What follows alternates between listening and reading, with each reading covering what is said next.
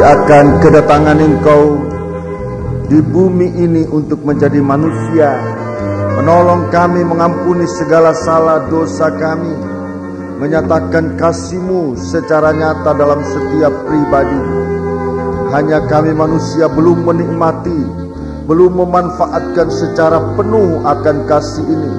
Sebab itu dalam peringatan hari kelahiran-Mu Tuhan, kami merindu untuk menjadi satu kehidupan yang mengalami akan kedatangan Engkau. Sekalipun itu sudah terjadi pada 2000 tahun yang lalu, tapi pengalaman ini masih berlaku sampai saat ini. Kami ingin mengalami ini Tuhan. Terima kasih. Terima kasih Engkau sudah bekerja dengan kuasa-Mu, dengan kasih-Mu bagi dunia ini. Izinkan kami, seberapa kami yang masih hidup sampai pada saat ini, untuk bisa mengerti dan bisa mengalami, bisa menikmati, oh Tuhan, bahkan menjadi saksi-Mu dimanapun kami berada. Terima kasih Tuhan, terima kasih. Kami akan mendengarkan firman-Mu, dan sesudah itu nanti kami akan menggunakan tubuh dan darah-Mu. Tapi bebaskan kami dari pengaruh-pengaruh jahat dari setan. Bersama-sama kami akan panggil nama Engkau buat usir dia. Di dalam nama Tuhan Yesus Kristus, segala setan kami perintahkan kamu semua dalam nama Yesus, pergi. Darah Yesus yang berkuasa. Terima kasih Tuhan. Haleluya. Saat yang indah ini kami akan gunakan untuk mendengarkan firman-Mu di dalam nama Tuhan Yesus Kristus. Haleluya. Amin.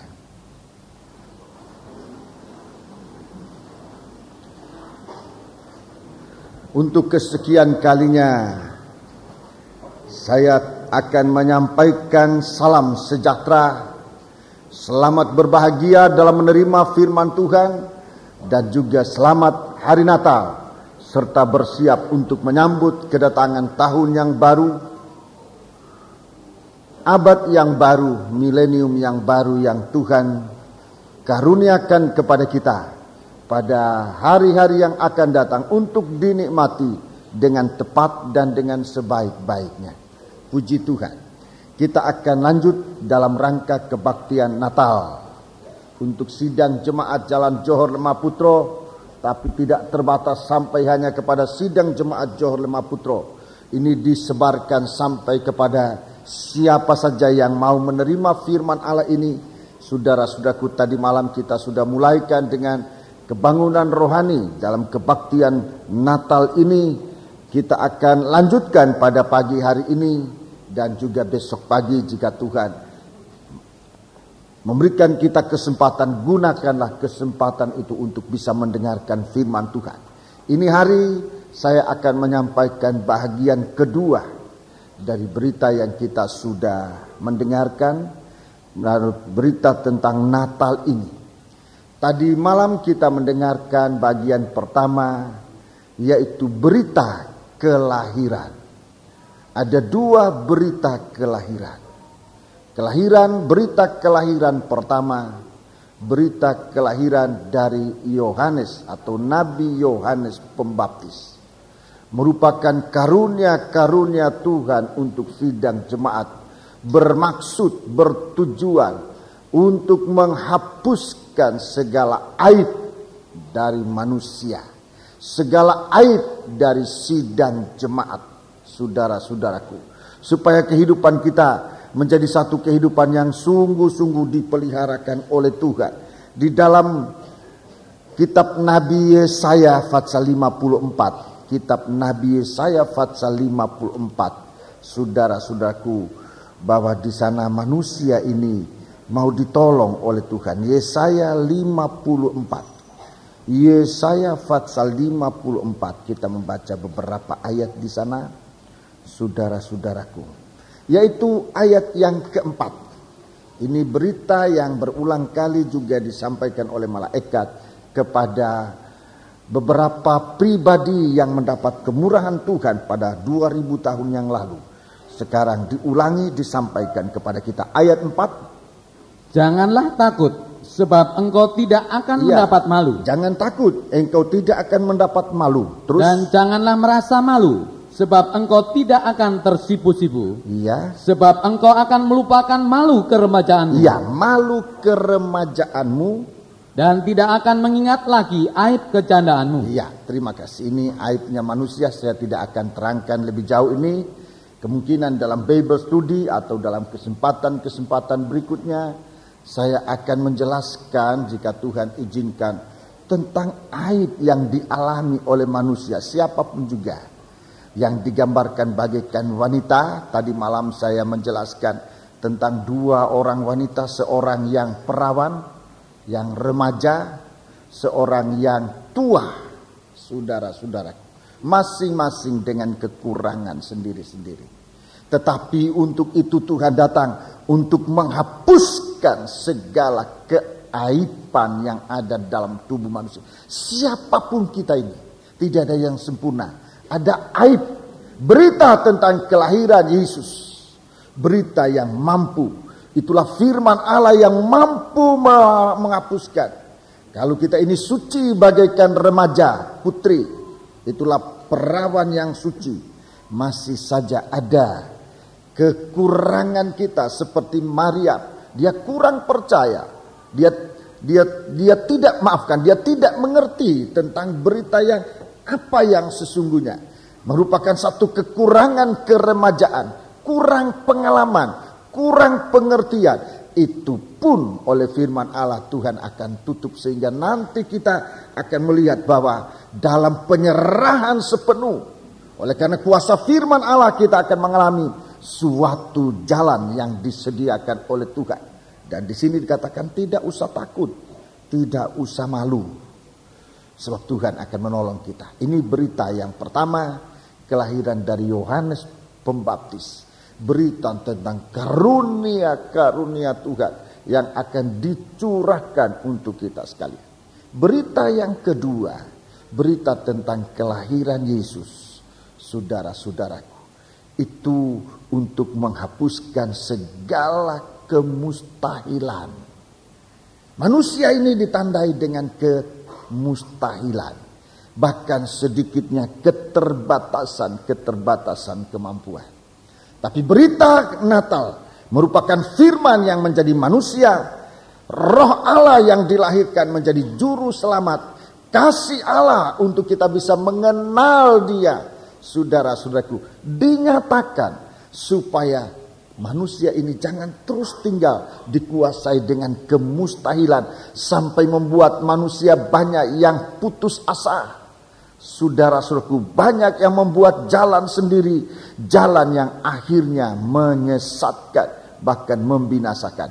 Biarlah kita terima Dia adalah jalan yang benar, yang menuju kepada kehidupan. Ini kerinduan Tuhan. Ini berita. Pagi hari ini bukan berita, tapi bagian yang kedua adalah fakta dari berita, yaitu kelahiran Yesus Kristus. Ada faktanya. Jadi bukan hanya berita, tadi malam berita menghapuskan segala aib dan menghapuskan segala kemustahilan, sehingga kita akan masuk dalam tahun yang baru, abad yang baru, milenium yang baru. Sekalipun manusia di bumi ini dalam keraguan-raguan, serba meraba-raba, tapi Tuhan mau bukakan mata kita, mau bukakan telinga kita untuk mendengar, mata kita untuk melihat, sehingga kita berjalan tidak dalam keraguan-raguan, tapi dalam suatu kepastian hidup. Haleluya. Mari kita akan melihat ini di dalam firman Allah, di dalam Alkitab. Saya tidak bisa meninggalkan Alkitab dalam menjelaskan ini, sebab itu dasar yang benar. Mari kita melihat dalam Injil Matius. Dalam Injil Matius kita membaca di sana apa yang terjadi waktu Yesus lahir. Apa yang terjadi pada waktu Yesus lahir. Dan fakta apa yang ditemukan waktu Yesus lahir. Jadi bukan hanya berita, tetapi ini suatu fakta. Suatu hal yang bisa dilihat, bisa dijamah, bisa dialami. Mari kita melihat, kita membaca lebih dahulu Injil Matius pasal yang kedua ayat 1 sampai dengan ayat yang kelima. Sesudah Yesus dilahirkan di Betlehem di tanah Yudea pada zaman Raja Herodes, datanglah orang-orang Majus dari timur ke Yerusalem. Ya, jadi ini bukan berita lagi tapi sudah merupakan fakta. Yesus sudah lahir di Bethlehem. Baca terus. Dan bertanya-tanya. Ya, ini bertanya-tanya, inilah manusia. Sementara Yesus sudah lahir, tetapi manusia ini masih ditandai dengan keterbatasan, kemampuan sebab kurang pengalaman, kurang pengertian, banyak tanya-tanya, belum jelas betul. Masih banyak pertanyaan-pertanyaan. Datang bertanya-tanya. Terus? Di manakah dia? Ya. Raja orang Yahudi yang baru dilahirkan itu? Ya, di mana dia raja yang baru dilahirkan itu? Kami telah melihat bintangnya Ya, di timur. ini di garis bawah. Ini pertama. Melihat, mata mereka melihat bintang. Mata mereka melihat bintangnya di timur terus. Dan kami datang untuk menyembah dia. Ya, kami datang untuk menyembah dia. Suatu praktek. Mereka melihat, mereka ingin berbuat, melakukan suatu firman Allah. Jadi biar demikian pada hari-hari ini saudara-saudaraku, dan memang kekurangan atau cacatnya dari gereja Tuhan dalam ribuan tahun yang kita sudah lewati adalah sudah mendengar firman Allah. Sudah tahu bahwa Yesus sudah lahir untuk menolong. Tetapi di saat-saat harus praktek dengan firman Allah, di sana timbul keraguan-raguan. Ini Tuhan mau tolong kita. Sama seperti ini. Mereka sudah melihat, mereka sudah datang, tapi masih dalam bertanya-tanya. Baca terus. Ketika Raja Herodes mendengar hal itu, terkejutlah ia beserta seluruh Yerusalem. Iya, terus. Maka dikumpulkannya semua imam kepala dan ahli Taurat bangsa Yahudi. Lalu dimintanya keterangan dari mereka di mana Mesias akan dilahirkan. Ya, jadi mau tepat. Bintang sudah menunjukkan. Bintang ini gambaran dari Roh Kudus, kuasa dari Roh Kudus itu sudah biasa dijelaskan. Tetapi ketegasannya, di mana Yesus itu dilahirkan, bagaimana Tuhan bekerja untuk menolong manusia, dia tampil bagaikan raja. Di mana kita bisa menemukan? Baca ayat 5. Mereka berkata kepadanya, di Bethlehem di tanah Yudea. Karena demikianlah ada tertulis dalam kitab Nabi. Ayat 6. Dan engkau Bethlehem tanah Yehuda, engkau sekali-kali bukanlah yang terkecil di antara mereka yang memerintah Yehuda. Karena daripadamulah akan bangkit seorang pemimpin yang akan mengembalakan umatku Israel. Ya, terima kasih. Ada kecenderungan dari gereja Tuhan di hari-hari ini. Ada kecenderungan. Saya katakan demikian sebab saya rasa itulah yang lebih mendekat kepada kebenaran faktanya. Kalau saya bicara kelebihan, mungkin saya kurang tepat. Tetapi kecenderungan dari gereja Tuhan hari-hari ini, saudara-saudaraku, mengabaikan firman. Ini kecenderungan. Ada kecenderungan dalam gereja Tuhan mengabaikan firman. Saudara-saudaraku, padahal kita lihat di sini bagaimana pengaruh firman Allah itu menetapkan segala sesuatu, menjadi jawaban dari segala pertanyaan. Ini yang masih kurang dialami oleh banyak orang Kristen. Kalau saya bicara ini bukan maksudnya untuk menuduh gereja itu atau orang Kristen itu, tidak. Tetapi faktanya memang demikian. Banyak orang Kristen tahu ada Tuhan, saudara-saudaraku. Tahu ada Roh Kudus. Percaya Roh Kudus memimpin. Tetapi ketepatan itu tidak ditemukan. Mengapa? Sebab kurang atau tidak menghargai firman. Ada kecenderungan. Firman ini mau diabaikan. Saya saksi punya pengalaman. Di satu waktu, bukan di daerah sini, satu waktu saya melayani pelayanan satu daerah, kebanyakan orang Kristen, dan itu kejadian pada hari Natal. Kejadiannya pada hari Natal. Saudara-saudaraku, kami orang Kristen di daerah itu dikumpulkan untuk mengadakan kebaktian pembukaan. Di daerah itu jangan ada dulu orang buat hari Natal. Kalau di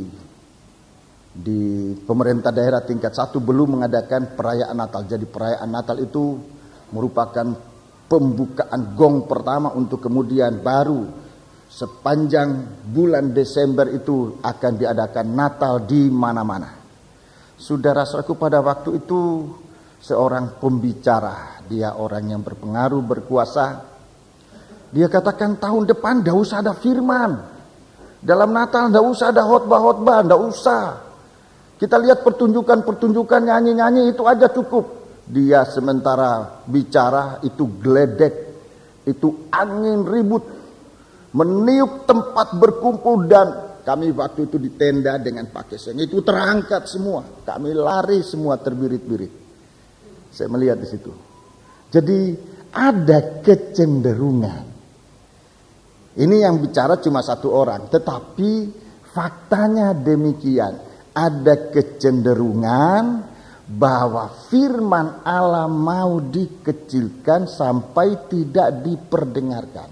Sehingga manusia nanti akan dilanda dan dipengaruhi, diselimuti dengan ketidaktepatan. Tahu ada, tapi tepatnya bagaimana? Di sini orang Majus ini, saudara-saudara, ini bukan orang biasa. Orang Majus ini bukan orang biasa. Kalau kita ukur dengan Ibrani pasal yang ke-12 ayat 14. Mereka orang suci. Mereka diizinkan untuk menemukan, untuk bertemu dengan Tuhan. Mereka ada orang suci, mereka adalah orang suci. Bukan, saya tidak tahu orang lain, tetapi dari ajaran yang saya terima menggambarkan bahwa orang Majus ini bagaikan orang kafir yang menyembah berhala. Saudara-saudaraku, orang hobatan-hobatan, orang yang tahu ilmu hitam. Tidak. Kalau kita ukur dengan Ibrani, lebih baik baca Ibrani pasal yang ke-12 ayat 14. Itu adalah orang-orang suci. Ibrani 12 ayat 14. Nah. Berusahalah hidup damai dengan semua orang. Berhidup damai dengan semua orang, terus. Dan kejarlah kekudusan. Kejarlah kesucian. Sebab tanpa kekudusan tidak seorang pun akan melihat Tuhan. Iya, tidak seorang pun bisa melihat Tuhan.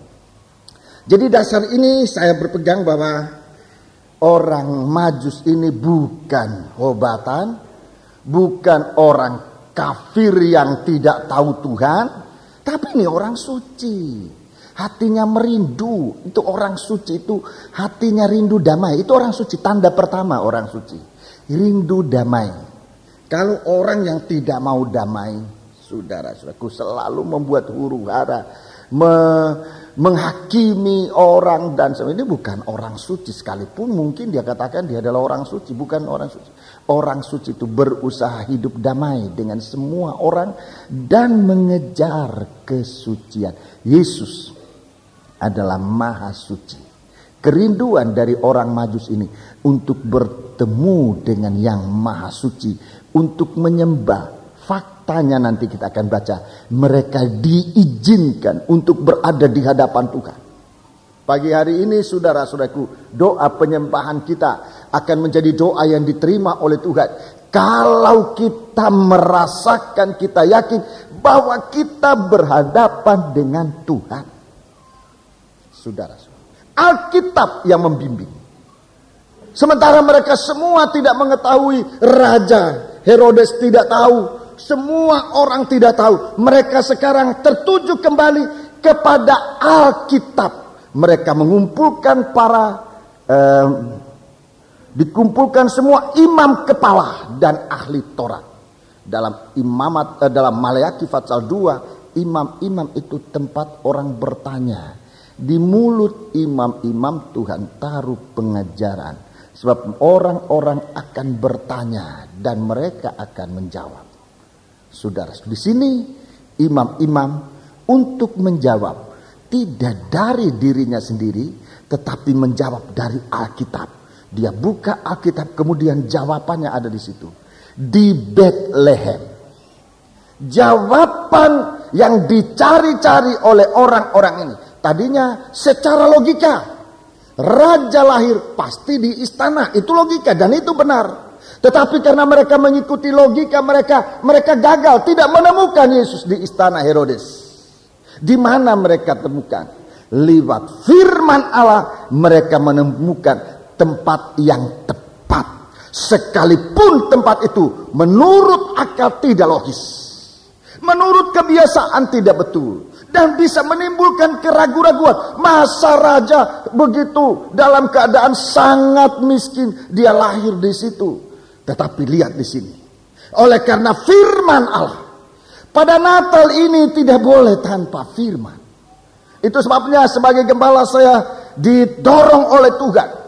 Untuk saudara-saudaraku mengambil keputusan dan menyampaikan kepada sidang jemaat. Untuk tahun ini, 3 hari berurutan ini, kita tidak berpesta secara manusia, secara logikanya berpesta untuk menyatakan terima kasih. Tapi hanya secara duniawi, secara daging, secara kebiasaan. Tapi kita mau berpesta, pesta rohani. Saudara-saudaraku, besok pagi masih kita berpesta. Nanti sore ada undangan, saudara-saudaraku, dan besok sore juga ada undangan. Kita berpesta. Saya merindu bersama sidang jemaat yang saya sudah katakan. Di hari Natal ini, kita adakan kebangunan rohani di dalam sidang jemaat. Supaya sidang jemaat hidup dari firman. Sebab firman yang menjawab segala pertanyaan. Firman yang menetapkan segala sesuatu yang hari-hari ini banyak diperguncingkan oleh manusia. Rencana-rencana kita mau kemana, mau berbuat apa, mau tinggal di mana, mau apa saja. Banyak pertanyaan-pertanyaan yang timbul di dalam hati. Seperti apa yang timbul di hati orang-orang Majus ini. Mereka datang ke Yerusalem. Yerusalem itu artinya kota damai. Tapi apa artinya kedamaian jika kehidupan ini hati manusia ditandai dengan bertanya-tanya. Damai itu hanya merupakan sesuatu yang mungkin secara luar tidak keluar dari dalam hati. Di dalam hati ada pertanyaan, tapi di luar kita katakan salam. Salom itu artinya damai. Kita harus datang ke Bethlehem. Bethlehem itu artinya rumah roti. Roti itu firman. Kita harus datang kepada firman Tuhan. Sebab firman Allah yang menjawab segala pertanyaan. Mari kita melihat sekarang jawaban dari pertanyaan. Sudah ditemukan adalah di Bethlehem. Mereka akan menemukan seorang yang akan memimpin. Akan bangkit seorang pemimpin yang akan menggembalakan umat Israel. Jelas saudara-saudaraku, kedatangan Yesus Kristus ke dalam dunia ini untuk membawa sidang jemaat di dalam kehidupan yang tergembala. Dalam kitab Nabi Yeskiel saya tidak sempat menjelaskan hari ini. Saudara-saudaraku, Tuhan sangat memperhatikan kehidupan sidang jemaat. Dalam kitab Sakaria, sidang jemaat diperjualbelikan untuk mendapatkan keuangan dan sebagainya.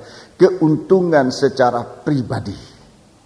Yesus datang mengambil alih segala sistem penggembalaan yang tidak benar untuk dipegang oleh dia. Yesus telah lahir untuk menggembalakan umatnya. Sudah lihat hasil dari penggembalaan. Satu kehidupan yang tahu dipersembahkan kepada Tuhan. Mari kita membaca ayat yang ke-9.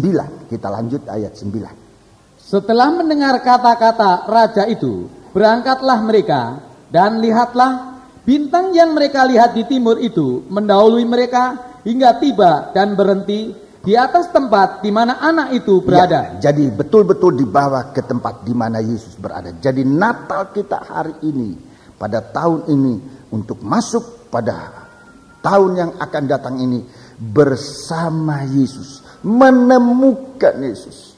2000 tahun gereja dalam pergumulannya. Kita akan mengakhiri tahun ini. Kita akan masuk pada tahun abad yang baru, milenium yang baru. Kita harus sudah berada bersama dengan Yesus secara nyata. Mari kita lihat kenyataan bersama dengan Yesus. Ayat 10. Ketika mereka melihat bintang itu, sangat bersukacitalah mereka. Ya, terus? Maka masuklah mereka ke dalam rumah itu dan melihat anak itu bersama Maria ibunya, lalu sujud menyembah dia. Ya, sujud menyembah. Ini gerakan yang akan terjadi. Jadi ini merupakan satu nubuatan, tetapi ini akan terjadi, akan digenapkan kembali di hari menjelang kedatangan Tuhan. Gerakan penyembahan. Ada 2 macam penyembahan. Nanti penyembahan Herodes juga sebelumnya dia katanya mau menyembah juga, tapi itu satu gerakan penyembahan yang lain. Baca terus. Mereka pun membuka tempat harta bendanya, ya, dan mempersembahkan persembahan kepadanya, yaitu emas, kemenyan, dan mur. Ya, terima kasih. Jadi kita lihat ini suatu kehidupan yang sempat menemukan Yesus. Ada suatu gerakan dalam kehidupan, yaitu gerakan penyembahan yang benar. Kegerakan Roh Kudus hujan akhir adalah kegerakan di mana firman Allah dibukakan dalam urapan Roh Kudus untuk membawa sidang jemaat dalam penyembahan yang benar. Saya ulangi. Ini gerakan yang kita hadapi. Gerakan yang akan datang yang kita akan hadapi. Satu gerakan pembukaan firman Allah. Untuk menemukan. Kalau dulu Yesus sebagai sang bayi. Yesus sebagai sang bayi itu dinyatakan. Tetapi gerakan hujan akhir ini. Untuk menyatakan. Di mana Yesus sebagai mempelai itu. Akan menyatakan diri. Sebab suara yang terakhir. Untuk membangunkan sidang jemaat. Membangunkan 10 anak darah. Itulah perawan-perawan. Itulah gereja Tuhan yang disucikan. Bangun. Lihat mempelai. Jadi suatu berita yang menunjuk pada mempelai yang akan datang. Kita lihat di sini. Gerakan itu akan merupakan suatu gerakan penyembahan. Firman Allah yang dibukakan untuk membawa sidang jemaat di dalam penyembahan. Ada 2 gerakan akhir zaman, dua-dua besar. Gerakan pertama yang mendahului gerakan dari kepenuhan dari kegerakan Roh Kudus hujan akhir ini adalah gerakan penyembahan yang diadakan oleh setan, antikris. Itu dalam Wahyu pasal 13. Wahyu pasal 13. Orang akan membangun berhala antikris untuk disembah. Penyembahan kepada Mamon secara besar-besaran. Bahkan secara paksaan. Dipaksa atau terpaksa. Ini penyembahan. Tetapi saudara-saudaraku, kalau kehidupan kita ini adalah kehidupan yang sungguh-sungguh di dalam Tuhan. Dalam perobekan daging. Selalu dipimpin oleh Tuhan dalam firman-Nya. Kita akan masuk dalam kegerakan penyembahan kepada Tuhan. Yang didasarkan pada firman dan Roh Kudus. Biarlah orang-orang menjadi penyembah Allah yang benar. Dengan firman itulah kebenaran. Dan dengan roh. Sebab saatnya akan datang. Orang akan menyembah Tuhan. Di dalam roh dan kebenaran. Itu Yohanes pasal 4. Mari kita melihat di sini fakta kelahiran Yesus, di mana mereka menyembah Allah. Apa yang mereka persembahkan? Ada 3 macam persembahan. Saya tunjukkan ini secara singkat. Ada 3 macam persembahan. Dalam beberapa Natal yang lalu saya pernah uraikan ini, tapi kali ini saya akan terangkan lagi. Yang pertama, mempersembahkan kepadanya emas. Ini yang pertama. Emas ini bukan kekayaan secara jasmani harta dunia. Memang itu emas. Tetapi emas ini adalah suatu hasil proses. Bagaimana seorang taat dan setia waktu dia mengalami percobaan. Dunia ini pada akhir zaman akan mengalami percobaan.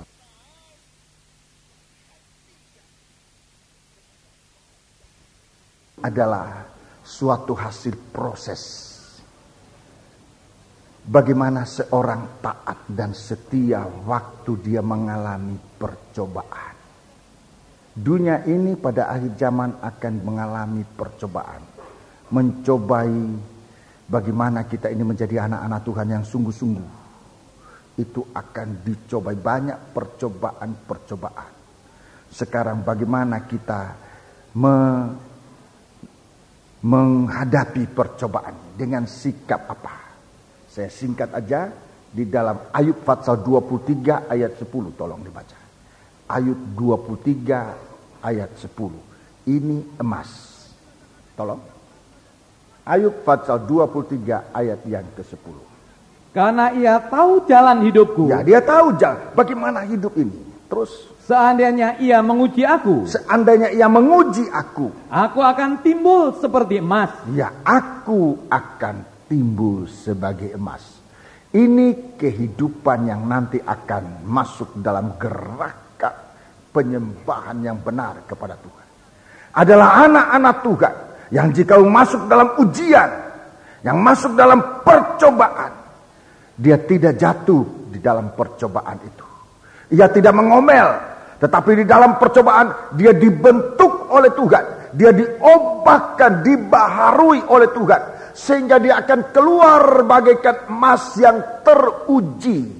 Bahkan dalam 1 Petrus pasal yang pertama. 1 Petrus pasal pertama Tuhan katakan. Itu lebih mahal dari emas yang teruji. 1 Petrus. Mari kita baca. 1 Petrus pasal yang pertama. Kita baca di sana. 1 Petrus pasal yang pertama.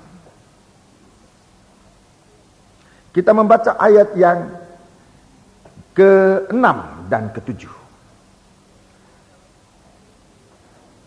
Bergembiralah akan hal itu, sekalipun sekarang ini kamu seketika harus berduka cita oleh berbagai-bagai pencobaan. Ya, ada pencobaan. Sekalipun hari ini banyak pencobaan. Saudara-saudara, dunia dicobai oleh anak-anak Tuhan di dalam dunia ini juga mengalami pencobaan. Terus maksud semuanya itu ialah untuk membuktikan kemurnian imanmu. Ini emas, iman yang murni. Untuk membuktikan kemurnian imanmu, terus yang jauh lebih tinggi nilainya daripada emas yang fana. Iya. Dan yang diulang, jauh lebih tinggi nilainya dari emas yang fana, yang diuji kemurniannya dengan api, sehingga kamu memperoleh puji-pujian dan kemuliaan dan kehormatan pada hari Yesus Kristus menyatakan dirinya. Ya, terima kasih. Jadi ini saudaraku, ini emas. Kehidupan yang sekalipun ada percobaan, tetapi yang timbul adalah dalam percobaan itu keteguhan iman. Itu emas. Hidup semacam ini nanti yang akan ada dalam kegerakan kebangunan rohani, Roh Kudus hujan akhir. Begitu hebat, saudara. Di situ hanya ada emas. Saudara, dalam ayat selanjutnya kita lihat begitu hebat sampai jiwa kita. Emas ini adalah satu jaminan keselamatan. Orang yang teruji imannya waktu dalam percobaan, keselamatannya sudah terjamin. Keselamatannya terjamin. Lebih baik kita baca ayat 8 dan 9 supaya lebih jelas. Ya. Sekalipun kamu belum pernah melihat dia. Ya, belum pernah melihat dia. Namun kamu mengasihinya. Ya, terus. Kamu percaya kepada dia. Ya. Sekalipun kamu sekarang tidak melihatnya. Ya, terus. Kamu bergembira karena sukacita yang mulia dan yang tidak terkatakan. 9. Karena kamu telah mencapai tujuan imanmu, yaitu keselamatan jiwamu. Ya, jadi orang yang dalam ujian, dia timbul bagaikan emas. Ini kehidupan yang sudah dijamin keselamatannya. nanti sampai pun dalam tahta yang pengadilan, menghakimi orang mati dan hidup, membuka kitab kitab kehidupan, nama orang itu pasti ada di sana. Satu kehidupan yang terjamin keselamatannya. Saudara-saudara, ini juga merupakan suatu hal yang masih goyah dalam banyak kehidupan Kristen. Seringkali dalam menghadapi semacam tantangan, bahkan tidak sedikit di saat-saat menghembuskan nafas yang terakhir, banyak orang menyangkal Tuhan. Saudara-saudaraku, imannya tidak teguh. Itu sebabnya kalau Tuhan izinkan kita mengalami percobaan, ujian, manfaatkan itu untuk menguji iman, supaya kita tampil bagikan satu kehidupan dengan keselamatan yang sudah terjamin. Tidak akan menyangkal Tuhan, tidak akan tinggalkan Tuhan. Saudara-saudaraku, nomor 2, kita kembali dalam Injil Matius, saya mau singkatkan. Nomor 2, kemenyan. Ini juga suatu kehidupan. Kemenyan ini yang dibutuhkan asapnya, ya. Kemenyan ini yang dibutuhkan asapnya. Apa yang disebut kemenyan yang dipersembahkan? Ini juga suatu kehidupan. Kalau tadi adalah kehidupan yang tahan uji, sehingga keselamatannya terjamin. Ini merupakan suatu persembahan kepada Tuhan yang berkenan, indah di hadapan Tuhan. Sekarang kemenyan. Kita menemukan dalam pengajaran tabernakel, kita banyak menemukan ini, tapi kita akan membaca dalam kitab Ulangan.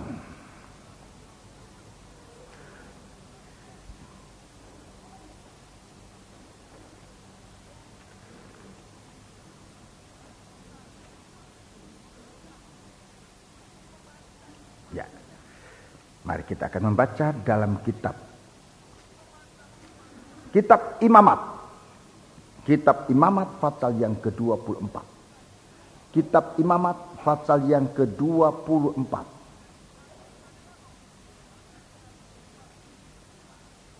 Ayat 5 sampai dengan ayat 9 ini tentang roti sajian. Roti yang ada di atas meja pertunjukan, roti sajian, ya. Ayat yang ke-7, atau kita baca ayat yang ke-5 sampai dengan ayat yang ke-7 secara lengkap. Engkau harus mengambil tepung yang terbaik, ya, dan membakar 12 roti bundar daripadanya.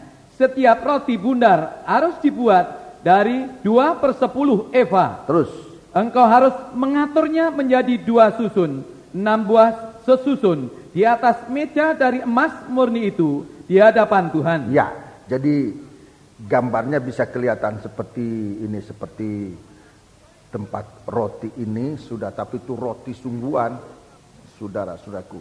Mari sekarang ayat 7. Engkau harus membubuh kemenyan tulen.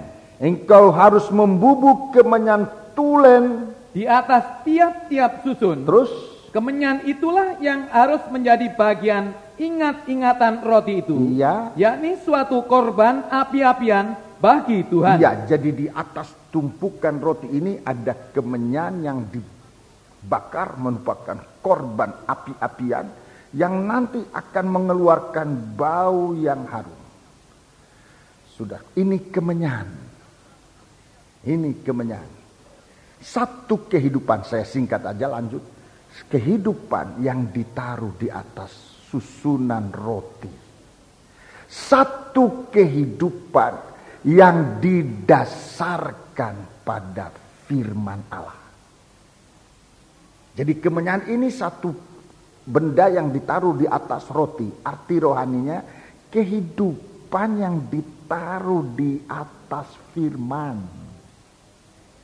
Itu kemenyan. Kehidupan yang ditaruh di atas firman. Firman yang telah menjadi daging, yang telah lahir hari ini kita peringati. Namanya Yesus Kristus. Dalam Kolose pasal 3, Di situ dikatakan, apa saja yang kamu perbuat, baik dengan perkataan dan perbuatan, lakukan itu dalam nama Yesus. Dalam Filipi 2 ayat yang ke-16-17, menjadi satu bintang yang cemerlang, yang berpegang pada firman kehidupan. Dia berpegang pada firman Allah. Hidupnya bukan dari dunia ini. Seperti Yesus sudah tunjukkan bahwa kehidupan manusia ini bukan dari roti dunia ini, tetapi dari firman yang keluar dari mulut Allah. Satu kehidupan yang tahu mengutamakan firman dalam segala keadaan. Firman itu yang terutama. Saudara, sekalipun begitu banyak manusia cenderung untuk mengesampingkan firman, untuk mengecilkan pemberitaan firman, untuk mempersempit kerja firman dalam kehidupan dengan berbagai-bagai macam alasan. Tetapi kita sudah harus berada pada saat di mana firman itu yang memegang kendali. Satu kesaksian dari ibu tadi, saudara-saudaraku. Kesaksian, pengalamannya bagaimana saat dia mulai mengatur kehidupannya dengan menggeser firman. Pengalamannya begitu dalam banyak kesulitan, sampai akhirnya bertemu untuk hidup ini sesungguhnya harus berdasarkan firman. Di mana firman itu sudah disusun, di sana kehidupan kita harus ditempatkan. Ya. Setiap minggu dalam tahun ini 52 minggu kita berbakti. 52 minggu firman Allah disampaikan secara tersusun rapi. Secara tersusun rapi. Ada yang menikmatinya, ada yang bosan. Tetapi bagi Tuhan sebagai Gembala Agung, Tuhan akan melakukan ini. Bahwa di dalam sidang jemaat ini, firman Allah harus disampaikan secara rapi tersusun, supaya kehidupan anak-anak Tuhan bisa ditaruh di atas tumpukan roti. Jadi tidak disampaikan secara mencar, saudara-saudaraku. Tetapi saudara sudah lihat bagaimana setiap kebaktian kita, firman Allah ini ada kaitan, ada sambungan dari pokok roti yang disusun oleh Tuhan. Sampai pada Natal ini pun, saudara-saudara. Sekarang kita berada pada Wahyu pasal 22 ayat 7 tentang melakukan firman. Kalau saudara perhatikan dalam Natal ini bagaimana pemberitaan Tuhan tentang mata yang melihat, telinga yang mendengar, untuk nanti kita bisa melakukan firman. Bahagia orang yang melakukan, orang yang menyimpan firman dalam hati. Jadi ada susunan, ada lanjutan, ada kaitan firman. Sehingga iman anak-anak Tuhan bagaikan roti yang tersusun. Iman itu terbangun untuk anak-anak Tuhan. Tidak ragu-ragu untuk menempatkan kehidupannya di dalam firman. Saya berterima kasih bahwa dalam pelayanan tahun-tahun yang kita sudah lewati, bagaimana anak itu merindukan dalam rumah tangganya, dalam nikahnya, dalam usaha, dalam pekerjaannya, selalu ingin menempatkan firman itu yang utama. Kehidupan semacam itulah yang nanti akan masuk dalam gerakan penyembahan menjelang kedatangan Yesus yang kedua kali, bukan lagi sebagai bayi yang kecil seperti yang ditemukan oleh orang Majus ini, tetapi kita akan menemukan Yesus yang adalah mempelai laki-laki dari surga. Ini yang kedua. Emas, kehidupan yang teruji, saudara yang terjamin keselamatannya, imannya teguh. Kemenyan, itulah kehidupan yang ditaruh di atas firman. Kehidupan yang mengutamakan firman. Yang ketiga dalam Injil Matius pasal yang kedua tadi, emas, kemenyan dan mur.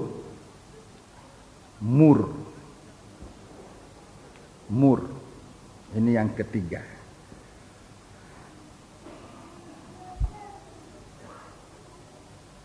Mur itu adalah satu kehidupan, bicara tentang penghancuran. Mur ini ditandai dengan sengsara. Sebab mur ini semacam getah. Dalam terjemahan lama disebut damar atau mur, semacam satu penderitaan yang diperoleh dari batang kayu yang sudah dilukai untuk mengeluarkan getahnya, mengeluarkan darahnya. Itu mur, saudara-saudaraku. Getah mur memang harganya mahal. Di zaman dulu itu sesuatu yang diperdagangkan mahal. Saudara ingat waktu Yusuf dijual, itu pedagang-pedagang damar, pedagang mur, saudara-saudaraku yang berjalan hilir mudik di daerah itu. Dan inilah yang diambil di sini. Mur ini juga baunya harum. Dia dibakar untuk mengeluarkan bau yang harum. Di dalam 1 Petrus pasal 4 kita melihat ini mur. 1 Petrus pasal 4 ini yang dinamakan mur di zaman sekarang. 1 Petrus 4 ayat 1. Jadi karena Kristus telah menderita penderitaan badani. Ya, Kristus telah menderita penderitaan badani sampai di kayu salib. Dan dari kayu salib ini darah menetes begitu deras. Bukan hanya dari luka-luka bilur, tetapi juga dari lambung yang tertikam. Saudara-saudaraku, satu luka yang begitu dalam menembus, mengeluarkan darah dan air, itu artinya luka itu begitu dalam, melewati organ-organ tubuh yang ada air, yang ada darah. Saudara-saudaraku, bagi saudara-saudara yang terlibat dalam ilmu kedokteran tahu ini, sejauh mana luka itu dari lambung karena ditusuk sampai mencapai pusat di mana darah itu diproses. Saudara-saudaraku, itu luka begitu dalam, melewati organ tubuh yang ada air, yang ada darah, itu keluar bersama. Itu sangat dalam. Ini bicara tentang penderitaan seluruh kehidupan, sangat dalam. Tidak ada lagi satu organ tubuh yang luput. Jadi suatu penderitaan yang begitu mendalam. Karena Kristus telah menderita penderitaan badani. Baca terus. Kamu pun harus juga mempersenjatai dirimu dengan pikiran yang demikian. Ya, mempersenjatai dirimu dengan pikiran yang demikian. Ini mur. Satu kehidupan yang mempersenjatai dirinya dengan korban Kristus. Satu kehidupan yang mempersenjatai dirinya dengan korban, dengan sengsara Kristus. Terus, karena barang siapa telah menderita penderitaan badani, ya, siapa telah menderita penderitaan badani, ia telah berhenti berbuat dosa. Ya, ini kesimpulannya. Satu kehidupan yang berhenti berbuat dosa. Satu kehidupan yang tidak mau berbuat dosa, untuk sampai pada saatnya tidak dapat berbuat dosa lagi. Itu 1 Yohanes pasal yang ketiga ayat berapa? 1 Yohanes pasal 3 ayat 8 ayat 9. Ya. 1 Yohanes pasal 3 ayat 9. Sampai kehidupan itu tidak dapat berbuat dosa. Tidak dapat, bukan tidak mau, tidak dapat berbuat dosa lagi.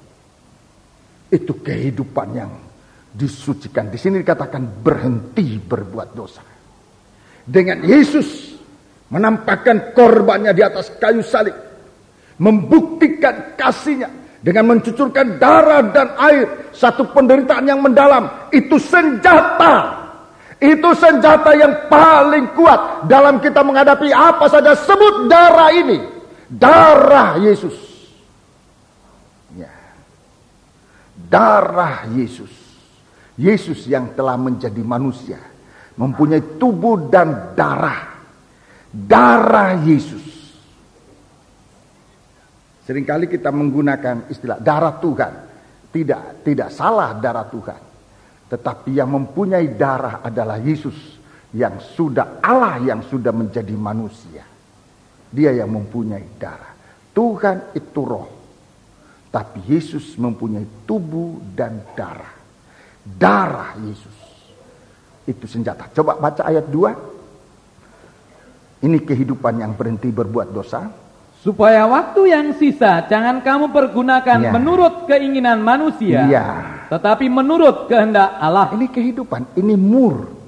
Ini menurut kehendak Allah. Ayat 3. Sebab telah cukup banyak waktu kamu pergunakan untuk melakukan kehendak orang-orang yang tidak mengenal Allah. Telah cukup waktu untuk menggunakan kehidupan orang-orang yang tidak mengenal Allah. Terus, kamu telah hidup dalam rupa-rupa hawa nafsu, keinginan, kemabukan, pesta pura, perjamuan minum, dan penyembahan berhala yang terlarang. Terus ayat 4. Sebab itu mereka heran bahwa kamu tidak turut mencemplungkan diri bersama-sama mereka di dalam kubangan ketidakkesononan yang sama, dan mereka memfitnah kamu. Jelas di sini seharusnya semua anak-anak Tuhan, apalagi kita pelayan-pelayan di dalam sidang jemaat, pelayan-pelayan dalam gereja, saya sebagai gembala, para tua-tua, pengerja-pengerja, para siswa-siswi, para imam-imam seluruhnya, seharusnya sudah berada pada kondisi ini. Sebab waktu kita sudah sangat dekat, kita mau masuk dalam gerakan penyembahan. Siapa yang masuk dalam gerakan penyembahan? Siapa yang bisa diizinkan? Ada orang Majus. Tidak disebutkan berapa orang Majus, saudaraku, tidak disebutkan berapa orang Majus, tetapi dari penyembahan mereka kita bisa menyimpulkan sedikitnya 3 golongan orang Majus ini. Orang mempersembahkan emas, mempersembahkan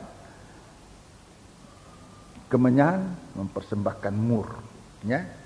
Jadi saya bicara aja secara umum, saudara-saudaraku, yang nanti masuk di dalam kegerakan penyembahan ini adalah orang-orang suci. Di dalam Alkitab disebutkan orang-orang ini akan dikumpulkan Tuhan dari 4 penjuru alam. Dari 4 penjuru alam. Jadi tidak sendiri, itu satu persekutuan orang-orang suci.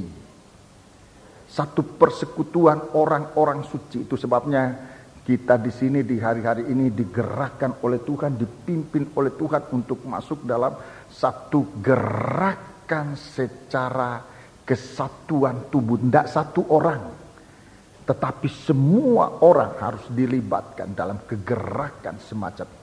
Adalah orang-orang yang mana? Orang-orang yang tahan uji. Kalau tidak tahan uji nggak bisa, tidak bisa.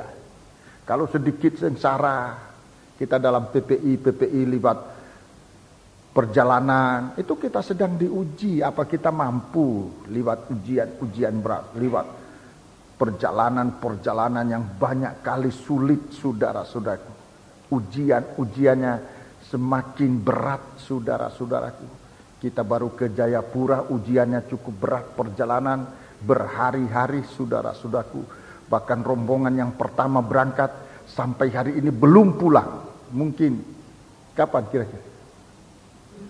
Ini hari? Ya? Masih datang hari Selasa lagi.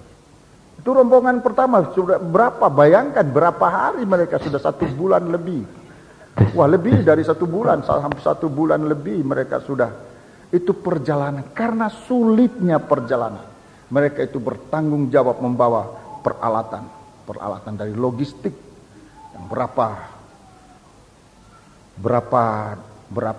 kotak itu, berapa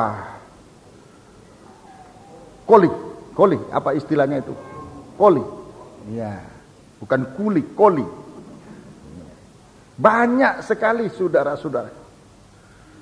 Itu ujian, tahan dah. Waktu mereka ke sana 2 orang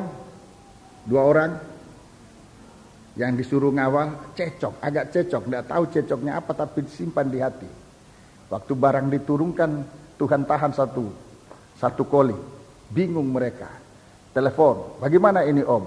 Pasti ada yang tidak beres kamu dua. Pasti ada yang tidak beres. Sebab ini sudah diuji di sini, nggak ada. Kapal juga tidak mampir-mampir di pelabuhan dari Surabaya langsung ke Sorong, ke Jayapura.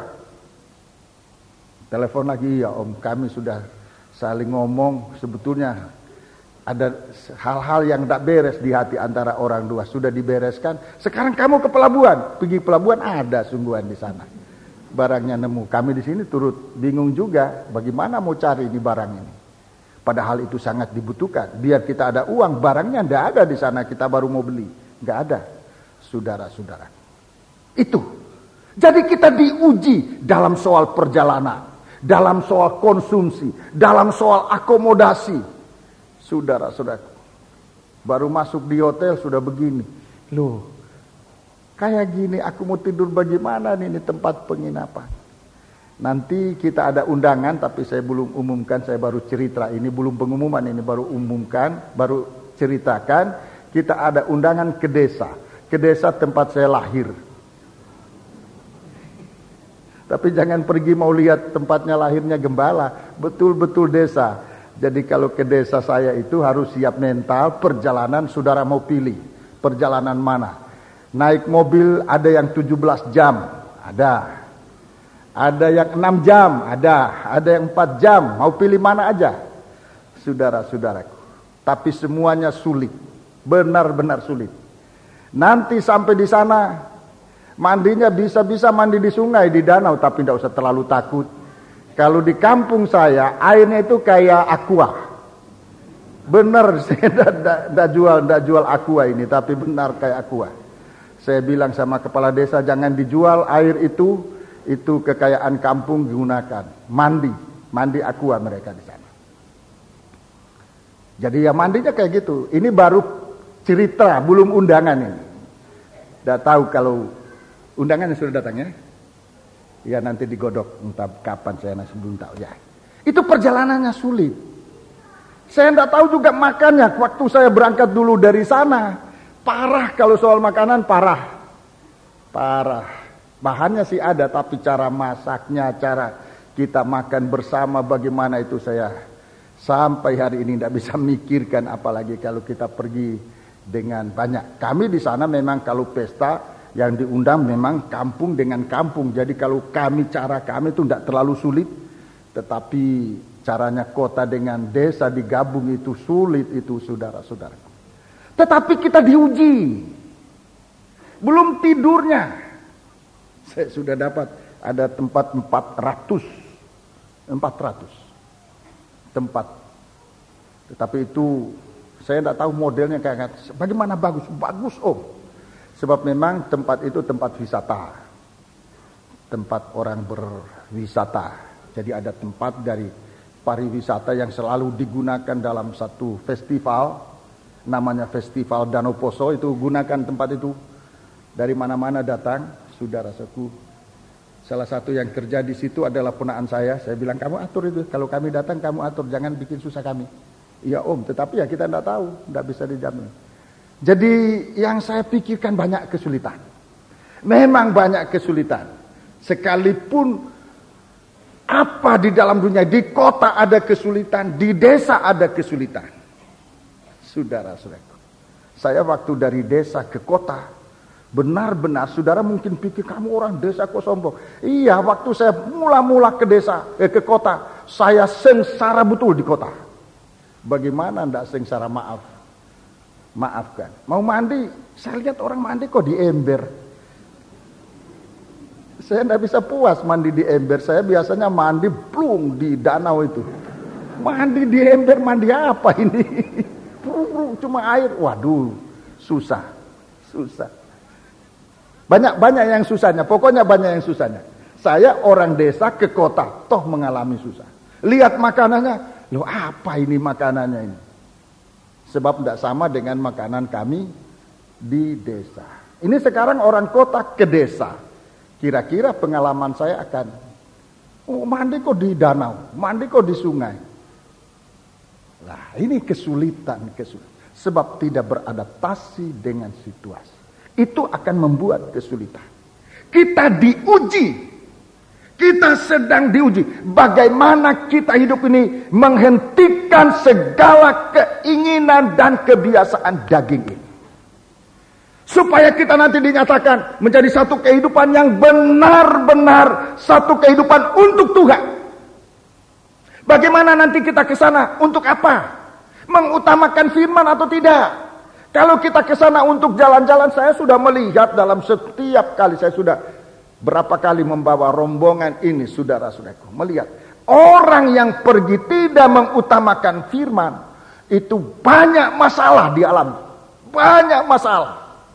Sebab dia pergi mungkin karena diajak-ajak, mungkin karena mau lihat-lihat, mungkin karena mau cari Sebab dia pergi mungkin karena diajak-ajak, mungkin karena mau lihat-lihat, mungkin karena mau cari pengalaman baru aja, tidak karena firman, bukan kemenyan.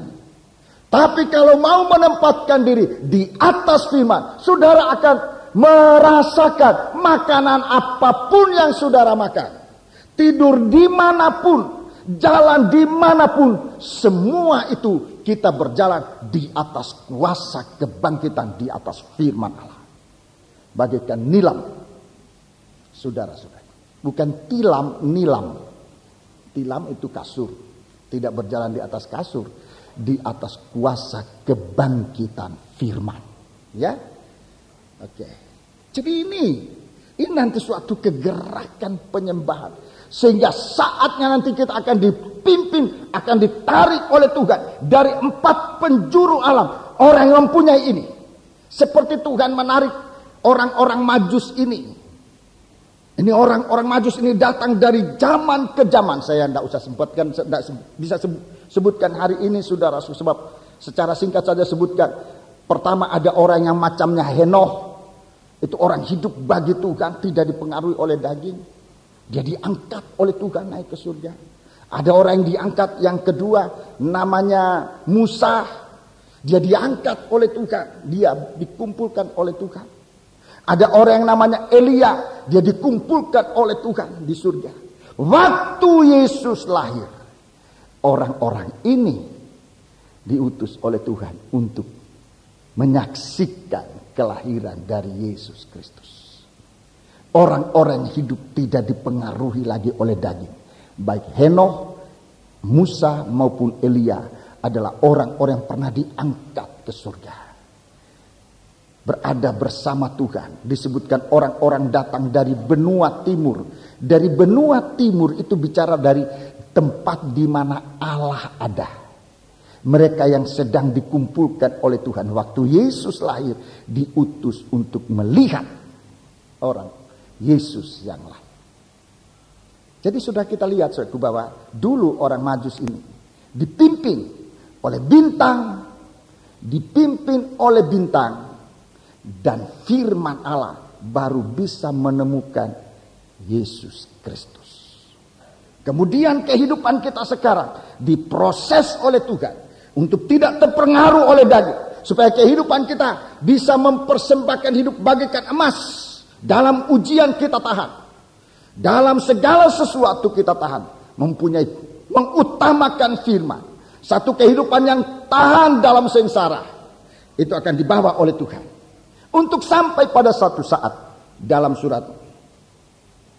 Ya. Mari kita membaca surat 2 Petrus. 2 Petrus pasal 1. Surat 2 Petrus pasal 1. Ayat 19. Dengan demikian kami makin diteguhkan oleh firman yang telah disampaikan oleh para nabi. Ya, firman yang telah disampaikan oleh para nabi. Ini namanya firman nubuat. Firman yang diungkapkan. Terus, alangkah baiknya kalau kamu memperhatikannya sama seperti memperhatikan pelita. Kalau kita memperhatikan firman-firman Allah yang membuat kita tahan dalam ujian, yang membuat kita menghargai firman, yang membuat kita menghentikan segala perbuatan dosa, itu firman-firman itu. Kalau kita memperhatikannya sama seperti memperhatikan pelita yang bercahaya di tempat yang gelap. Ya, jadi memperhatikan firman. Sekarang mulai dari firman. Kalau dulu orang Majus mulai dari bintang ke firman, sekarang di akhir zaman nanti mulai dari firman, memperhatikan firman bagaikan memperhatikan pelita yang bercahaya di tempat yang gelap. Terus sampai fajar menyingsing. Ya, sampai fajar menyingsing itu kedatangan Tuhan. Dan bintang timur. Ini bintang ini disebut lagi. Bintang timur terbit bersinar di dalam hati. Ya, ini orang-orangnya nanti akan menyambut kedatangan Yesus. Dulu orang Majus menyembah Yesus yang lahir sebagai bayi. Nanti orang yang memperhatikan firman, yang memperhatikan firman dengan sungguh-sungguh dalam urapan Roh Kudus, itu firman akan bercahaya di dalam hati. Bintang fajar bercahaya di dalam hatinya. Orang-orang inilah, semoga kita semua ada dalam kelompok orang-orang ini yang nanti akan menyambut kedatangan Yesus yang kedua kali. Jadi pikiran kita di hari Natal ini jangan kembali kepada 2000 tahun yang lalu, yaitu tentang bintang dan kitab Nabi Mika, Alkitab.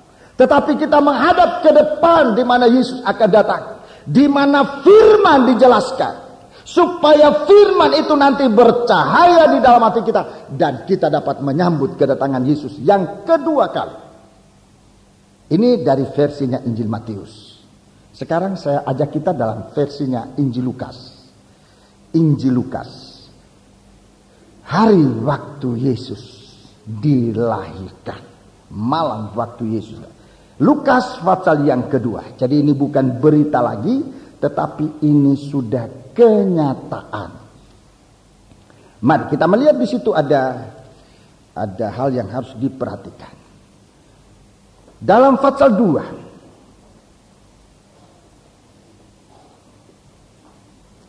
ayat 26, maafkan, pasal 2 ayat 8, ayat 8. Di daerah itu ada gembala-gembala yang tinggal di padang menjaga kawanan ternak mereka pada waktu malam. Terus.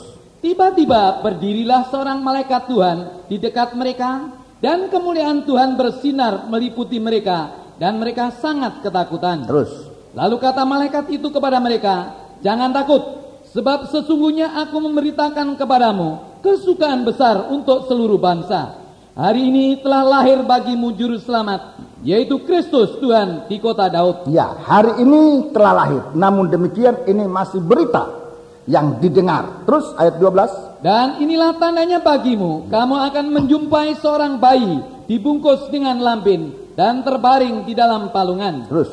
Dan tiba-tiba tampaklah bersama-sama dengan malaikat itu sejumlah besar bala tentara surga yang memuji Allah, katanya. Ya, sampai di situ. Di sini kita lihat kepada gembala-gembala ini Tuhan berikan tanda, Tuhan berikan berita dan tanda. Berita dan tanda. Berita untuk didengar, tanda untuk dilihat. Berita dan tanda. Berita untuk didengar, suatu berita kesukaan. Tanda untuk dilihat, wujud seorang bayi laki-laki terbaring di palungan. Saya sudah jelaskan banyak, palungan itu adalah tempat makanan domba-domba. Kalau kita merayakan Natal dengan perjamuan suci ini adalah makanan yang sungguh-sungguh. Tubuhku itulah makanan yang sungguh-sungguh. Darahku itulah minuman yang sungguh-sungguh. Demikian katanya Tuhan. Perjamuan suci ini tubuh dan darah. Perjamuan suci adalah cara merayakan Natal yang dekat dengan wujud yang sebenarnya. Firman yang menjadi manusia. Yesus sudah menyediakan diri untuk menjadi makanan. Kita akan berpesta dengan tubuh dan darah Kristus. Orang-orang yang menantikan Tuhan bagaikan burung nasar. Burung-burung nasar ini kesukaannya. Pada hari kedatangan Tuhan, Tuhan berikan satu tanda. tanda kedatangan Tuhan adalah di mana ada bangkai, itu tubuh yang sudah mati, di situ burung nasar berkerumun. Perjamuan suci nanti akan merupakan tempat berkumpulnya orang-orang yang menantikan Tuhan. Jadi kita lihat di sini ada tanda. Tuhan berikan tanda kepada gembala-gembala. Kita lanjut membaca ayat yang ke-15. Ayat Al-Fatihah 2 ayat 15. Setelah malaikat-malaikat itu meninggalkan mereka dan kembali ke surga, gembala-gembala itu berkata seorang kepada yang lain, terus, marilah kita pergi ke Bethlehem untuk melihat apa yang terjadi di sana, seperti yang diberitahukan Tuhan kepada kita. Ya, sekarang untuk melihat. Tadinya mendengar, sekarang untuk melihat. Jadi gembala ini diberikan tugas untuk bisa mendengar, untuk bisa melihat. Mendengar dan melihat. Baca ayat terus 16. Lalu mereka cepat-cepat berangkat dan menjumpai Maria dan Yusuf dan bayi itu yang sedang berbaring di dalam palungan. 17. Dan ketika mereka melihatnya, mereka memberitahukan apa yang telah dikatakan kepada mereka tentang anak itu. 18. Dan semua orang yang mendengarnya heran tentang apa yang dikatakan gembala-gembala itu kepada mereka. Tetapi Maria menyimpan segala perkara itu di dalam hatinya dan merenungkannya.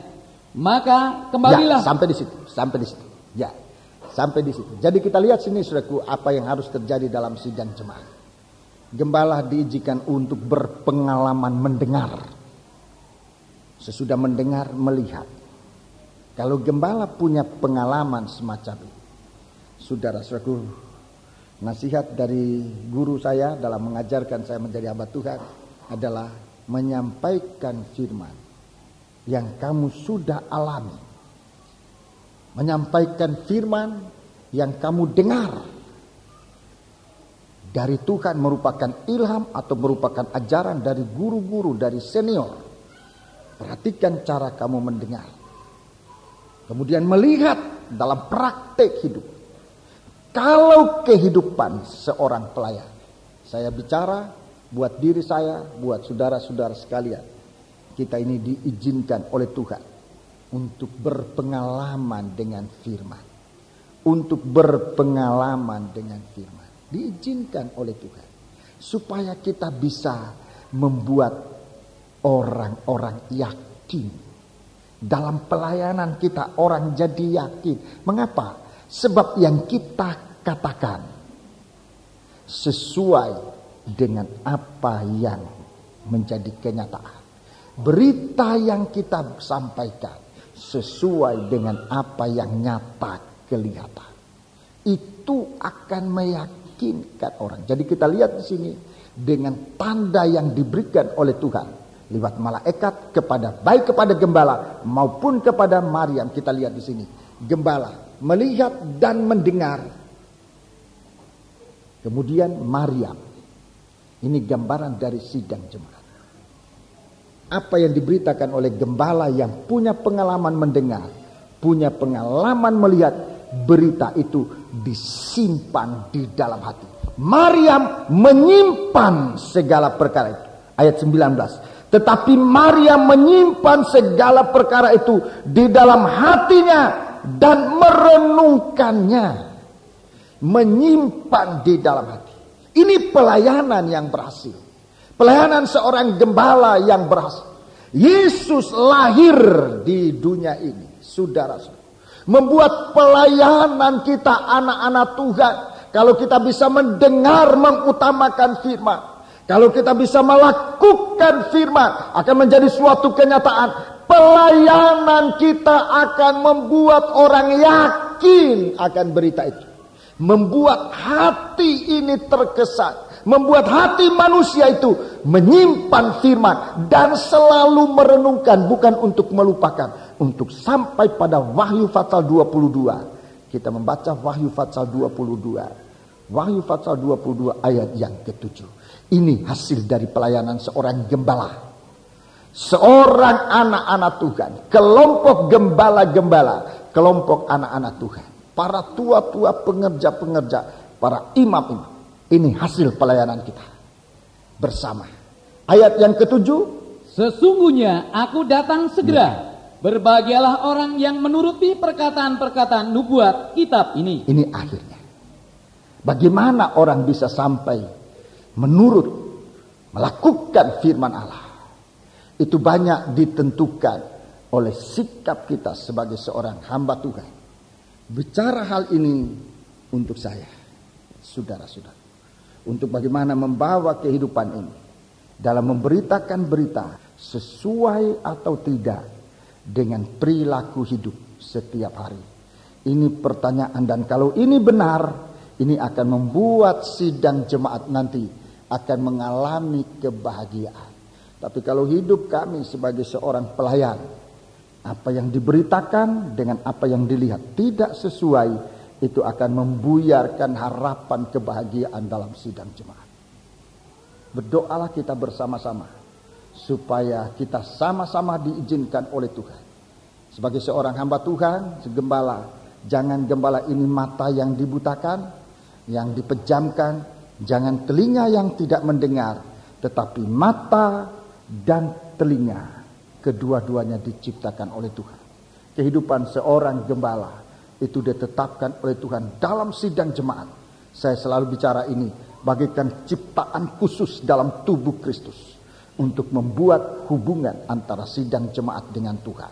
Lewat firman yang didengar, lewat fakta yang dilihat. Untuk membuat hati ini menyimpan dan merenungkan firman, saudara-saudara.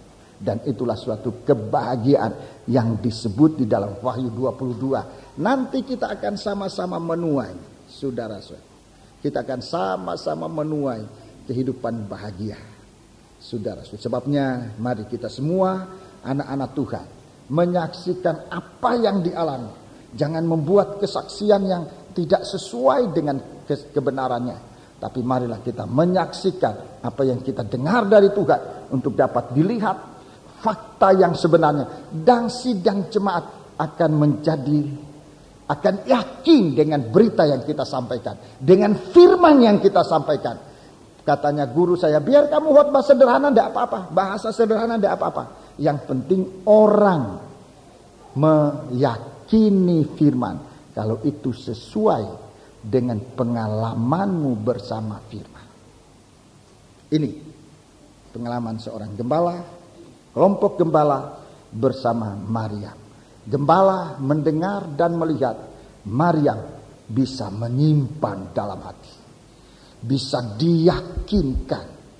Tidak disebutkan tadinya apa Maryam ragu terhadap Yesus, tetapi yang disebutkan ini adalah dengan pelayanan para gembala-gembala ini, Maryam semakin diyakinkan bahwa apa yang dia lahirkan itulah seorang bayi. Bayi adalah gembala agung, bayi adalah raja di atas segala raja. Bayi ini adalah Tuhan yang nanti akan datang bagaikan mempelai yang kita akan sambut bersama. Puji Tuhan. Mari kita bersama-sama berdiri, pelayan perjamuan suci segera tampil ke depan.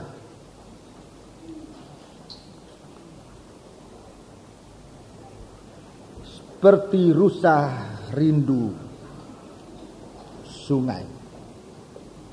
Nomor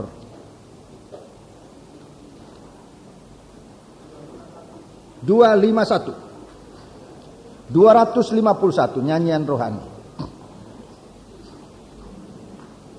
Mari kita berdiri bersama-sama, kita akan menggunakan perjamuan suci. Ya, seperti rusa rindu sungai.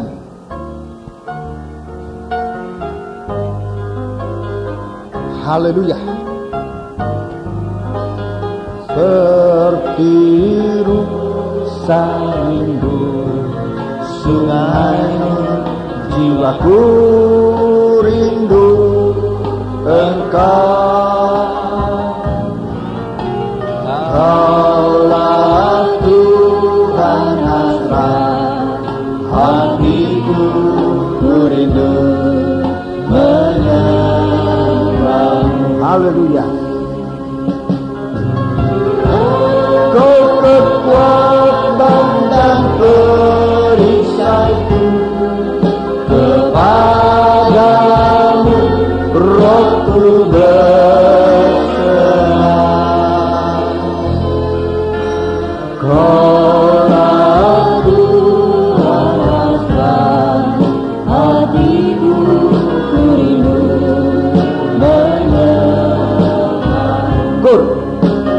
Kita angkat tangan kita dua ke atas.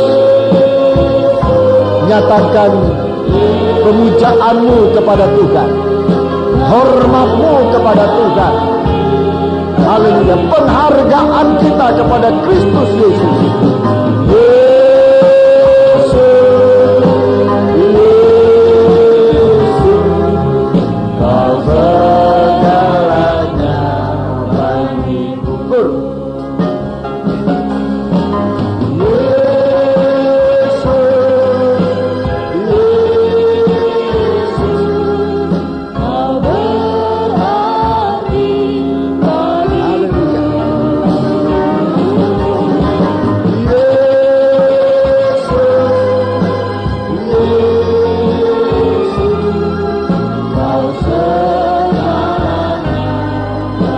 Taruh kedua tangan di atas hatimu, iringi doa yang akan saya naikkan dengan U.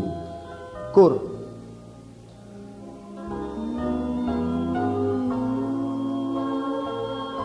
Selama saya berdoa,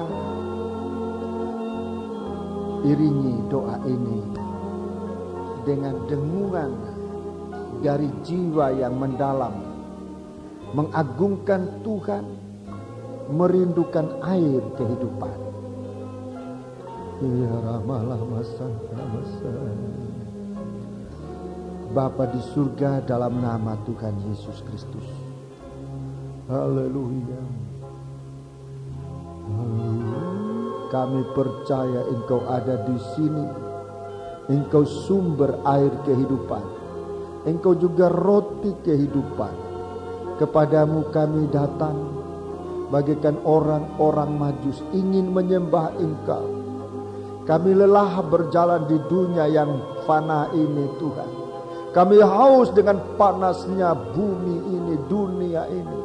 Kami tidak ada pengharapan, tidak ada kekuatan kecuali dalam Engkau, air kehidupan, firman kehidupan, makanan dan minuman yang sungguh-sungguh.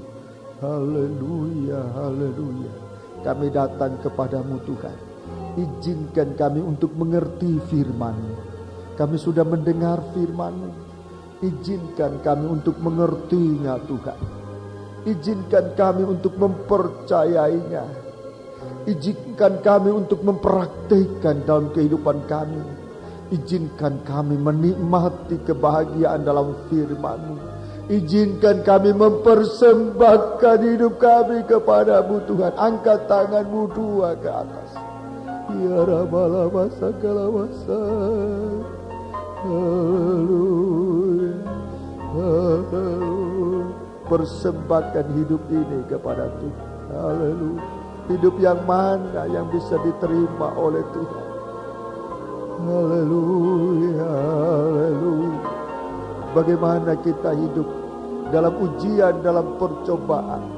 Bagaimana kita mengutamakan firman dalam kehidupan kita.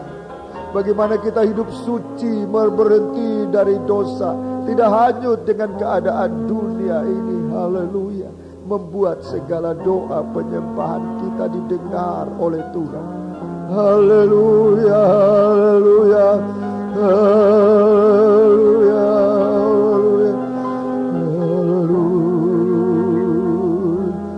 haleluya, haleluya, haleluya, haleluya,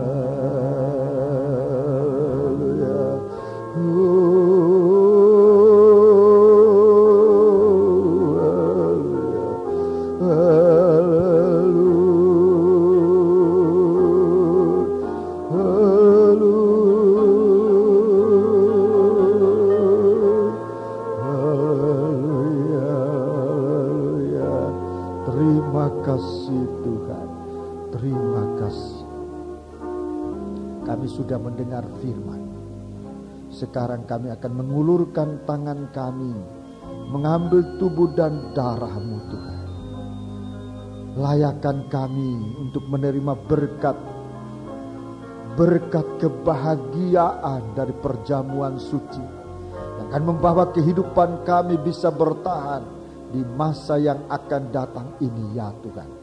Di masa yang akan datang kami merindu, kami bersama dengan Engkau dalam kerajaan-Mu yang kekal. Terima kasih. Turunkan tangan. Sekarang Bapa, kami akan terima tubuh dan darah-Mu. Layakanlah kiranya kami menerima berkat perjamuan suci ini yang akan kami terima di dalam nama Tuhan Yesus Kristus. Haleluya. Amin. Kita melakukan nyanyian ini, saudara-saudara diizinkan untuk mengambil tubuh dan darah Kristus. Jangan dimakan, jangan diminum dahulu. Kita nanti akan makan dan minum bersama-sama. Setiap orang percaya diizinkan untuk mengambil perjamuan suci.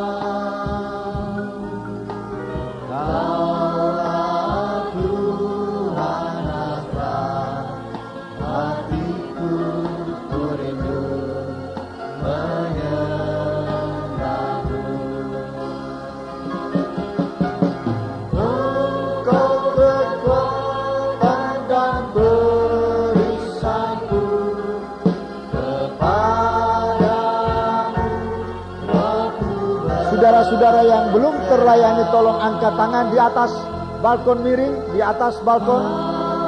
Balkon sebelah timur masih perlu bantuan. Balkon sebelah timur. Saudara-saudara yang di luar tolong diperhatikan agar jangan ada yang kelewatan.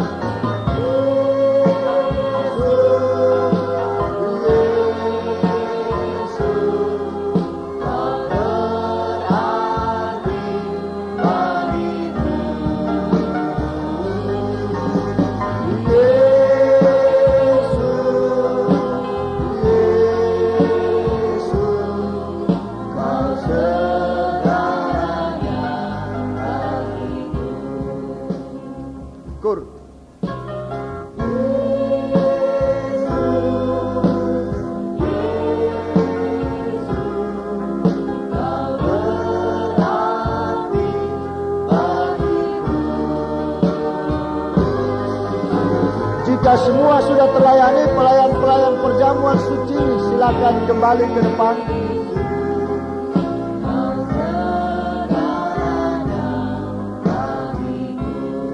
Semua sudah terlayani. Masih ada yang belum terlayani? Mari kita bersama-sama berdiri.